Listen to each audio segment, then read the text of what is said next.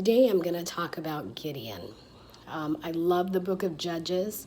It is one of my favorite books, one that got me started really diving in deeper into the Bible, particularly the Old Testament. I love Judges because it shows the frailty of our humanity. You know, we maybe want to serve God, but we really like serving ourselves too. And it's hard when you want to be the master of your own destiny. You certainly get into a lot of trouble.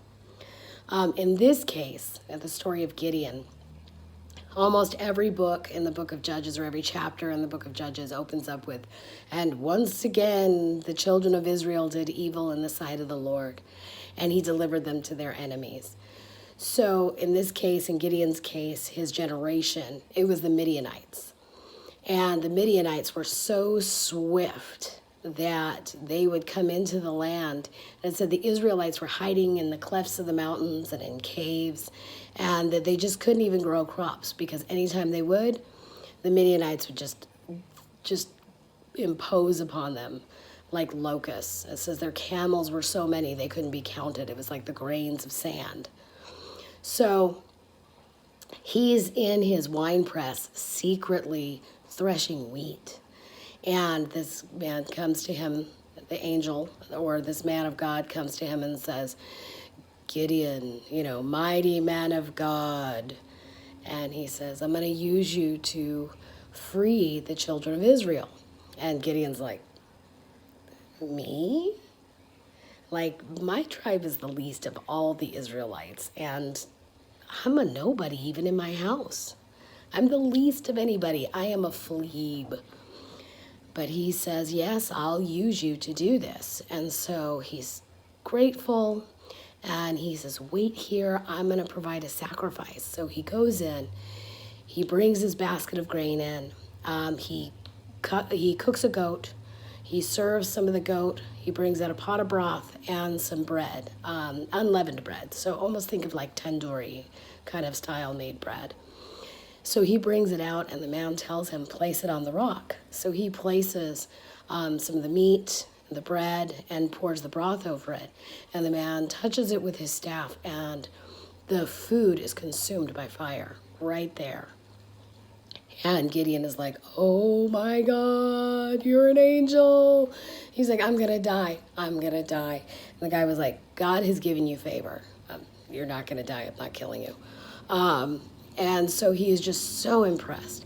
And it says the Spirit of the Lord just comes upon Gideon. Well, actually, I'm going to back up a little bit. So he goes in, and that night God tells him, "I want you to build an altar." There is, in his own town, in his own village where he lives, is an Asherah pole, which is like a fertility god kind of thing, and an altar to Baal. And God says, "I want you to tear that down. And in its place, you build a proper altar. And take your dad's bull, not the best one, but the second best one, the one that's 7. Take that one, and I want you to sacrifice that." And Gideon's like, "All right, cool." But he waits until night because he knows people in the town, this is going to be upsetting for them. So him and like 10 servants go out at night, and they destroy the altars to the other gods, and they take the wood from the Asherah pole and use it as firewood to sacrifice this bull. So everybody wakes up early in the morning, and they go and they're like, "Who did this?" So they're investigating. They finally kind of narrow it down, and they're like going to Joash, which is Gideon's dad, and they are ticked. They're like, "Give us Gideon. We want him. He did this to Baal." And Joash kind of shouts down to him. He's like, if Baal is a god, can't he defend himself? Can't he come out? You don't need to make his case. And so from there on, the people in the town called him Jerubbaal, because the name means that Baal can defend himself. But he kind of has his neck saved from the people. But even that shows you the environment that the Israelites are in. Is they're oppressed, but even then they're divided. So after that, the Spirit of God ascends on to Gideon, and Gideon blows the horn, summoning people, and sends messengers, summoning people from the other tribes to come and pursue the Midianites. And while this happens, I think maybe Gideon has like second thoughts, like, oh man, here we go. I've already opened the door to something and I'm feeling insecure. He's like, God, did you really call me to do this? Like, I didn't like dream this. And so he said, I'll tell you what. He said, God, if it was really you, I'm going to lay this fleece out in the wine press. When I lay it down, when I get up in the morning, it's going to be wet and the ground will be dry. And he does. The next morning he gets up and the fleece is so wet that he wrings it out and can fill up a bowl with the water and the ground is dry.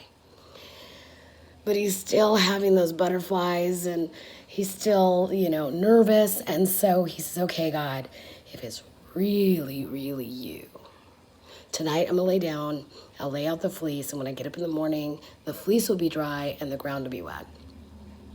God answers his request. I think it's super honorable that he wants to make sure that he's really following and obeying God's direction. So everybody gets together, and the next morning they leave very early, and they go up to a spring, which happens to be by where the Midianites are camped out. But they're in a valley, and they're kind of up in a mountain. And when they get there, God says, this is way too many people. He said, we need less people than this. There were like 33,000. So he said, make an announcement. He said, anybody that wants to go home, anybody that's scared, they don't have to do this. Let them know. You don't need to go. It's okay. So he does. He sends like 22,000 home. And God's like, this is still too many people. And God had told Gideon, he said, with this many people, the children of Israel will say that they had conquered the Midianites all in their own power. And our God is a God of impossibilities. And he wants to show us how awesome he is and, and his power. And he also likes getting the credit. It helps us know who he is. Not because God's like this egotistical guy, but it helps keep our relationship with him to know exactly who he is and how awesome he is. So he tells the remaining 10,000, okay, everybody go drink from the stream. And those that lap up the water with their hands and use their tongue like dogs goes to one group, and those that kneel down and slurp the water with their lips go to another group. And when the groups were divided, God kept the 300 that lapped the water and sent the rest home. So now there's 300 guys. And they're camped out at night. And God gets Gideon up at night and says, okay, it's time. And he said, if you're still nervous, which I so love, God knows when we have butterflies. He knows when we're nervous. And he still is like, I'll be with you. I will still help you.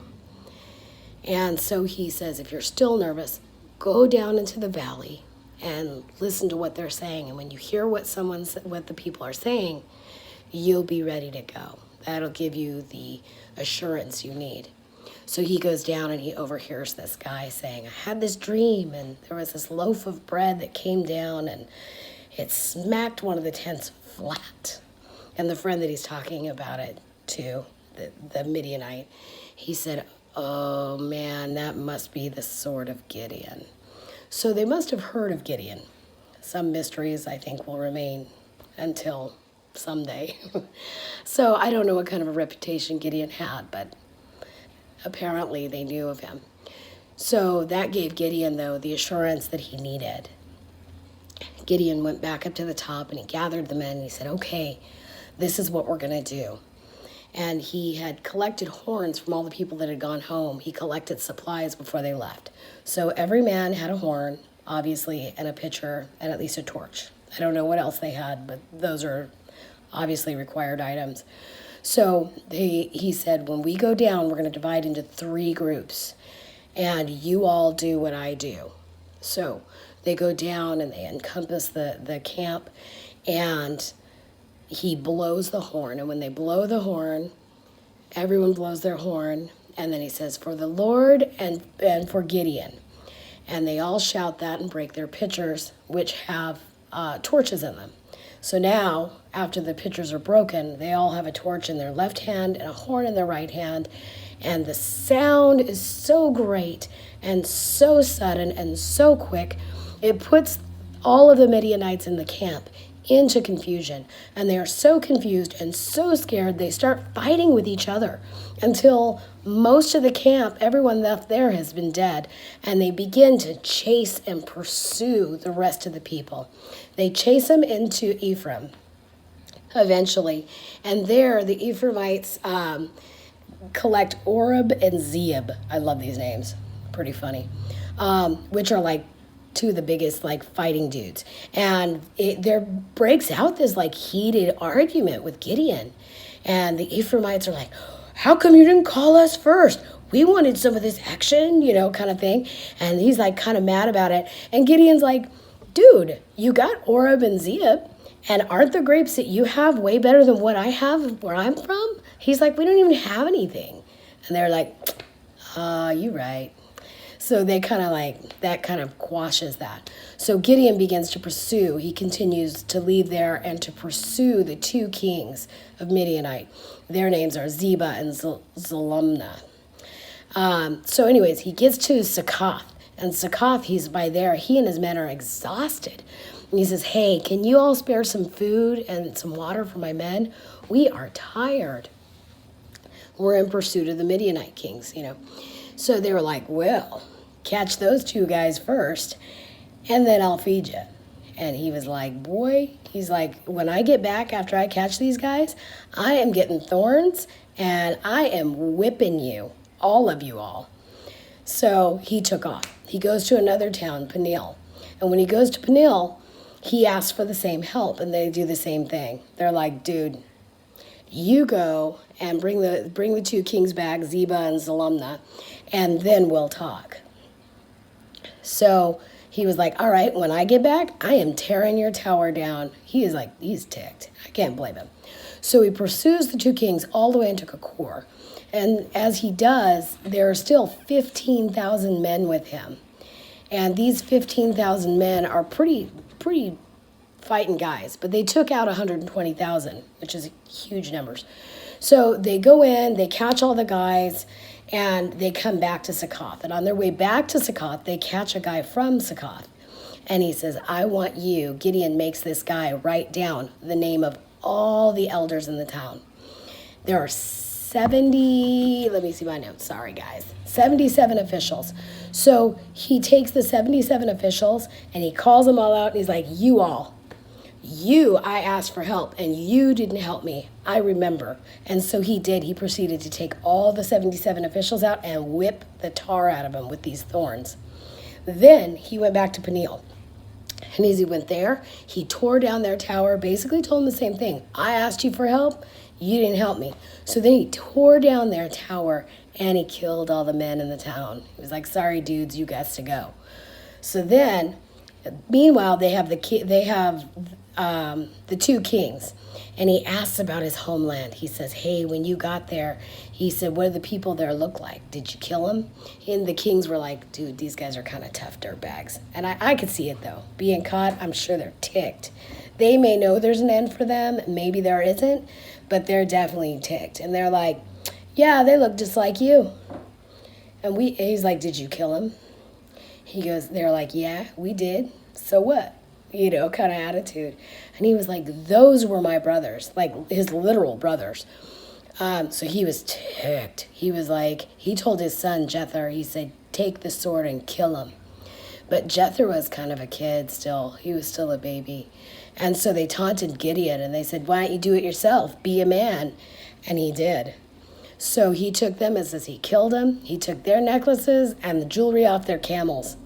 Like, I guess jewelry on camels is kind of like how people like put rims on their tires or cool paint jobs. Anyways, so he took them. Then he met up with the rest of everyone else, you know, after they had captured everyone. And they were like, oh, Gideon, you're so awesome. Be our king. Your son will be our king. Your grandson will be our king. Gideon's like, dude, no. He's like, I will not rule over you. The Lord will rule over you. And they're like, well, what can we do for payment? He's like, I'll tell you what. Give me one earring from each dude that's here, and we'll call it good. So they lay out a cloth, and it works out to be like 34 pounds of gold, which is crazy. Plus the jewelry from the two kings and their camels. So from those, Gideon makes like an ephod, and he does it as like a remembrance of what God did. But even after he died, like this shows like our duality. It was a great victory. I want to pause for a second and acknowledge this great victory that God did. It was really awesome because it liberated these people and they were able to live in peace. But after that, even the disloyalty in their heart there, they had taken the ephod and began to worship it. And then right after Gideon died, people started worshiping Baal again, which is so our humanity. You know, we have such unfaithful hearts at times. Anyways, I hope you enjoyed the story today. I hope it encourages you to get into the Word, see if what I say is right, see if maybe you see it different. But definitely pray and ask God to open the Word for you. And I hope that you have a blessed day.